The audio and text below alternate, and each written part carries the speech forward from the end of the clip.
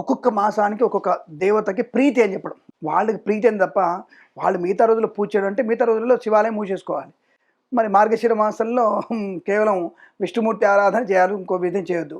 అలాగే మరి మనకి పుష్యమాసంలో ఈ ధనుర్మాసంలో వచ్చరికి విష్ణుమూర్తి పూజ చేయాలి. మిగతా మాసంలో మూసేయాలి ఆయన్ని. కానీ అలా ఏముండదు. ప్రతినిత్యము కూడా శివారాధన, విష్ణు ఆరాధన మనకుంటుంది. కార్తీక మాసాలు ఎందుకు చెయ్యాలి అంటే మనకు ఉండేటువంటి నిబద్ధత. ఈ కాలంలో వచ్చేటువంటి నిబద్ధతకి ఈ సమయంలో కార్తీక మాసంలో విష్ణువుని ఎంతగా మనం ఎందుకు ఆయన ధ్యానంలో ఉంటాడు ఇప్పుడు. కార్తీక మాసంలో మనకి పరమేశ్వరుడు ధ్యాన ముద్రలో ఉంటాడు. కాబట్టి భక్తుల యొక్క అన్ని రకాలైనటువంటి విషయాల్ని తనకి తొందరగా రిసీవ్ చేసుకునేటువంటి అవకాశం ఉందని అర్థం. ఆఫ్టర్ ఒక మనిషే ఇక్కడ ఫ్రీగా ఉన్నప్పుడు మన పని అవుతుంది అనుకున్నప్పుడు పరమేశ్వరుడు ధ్యాన ముద్ర ఉన్నప్పుడు భక్తుల యొక్క కోరికల్ని మాత్రమే వింటుంటాడు. కాబట్టి అటువంటి తత్వము కార్తీక మాసాలు ఉండడం ఒకటి. ఇది పక్కన పెడితే భగవంతుడు ఎప్పుడు ఆయన సర్వవ్యాప్తి అని చెప్పుకుంటాం మనం.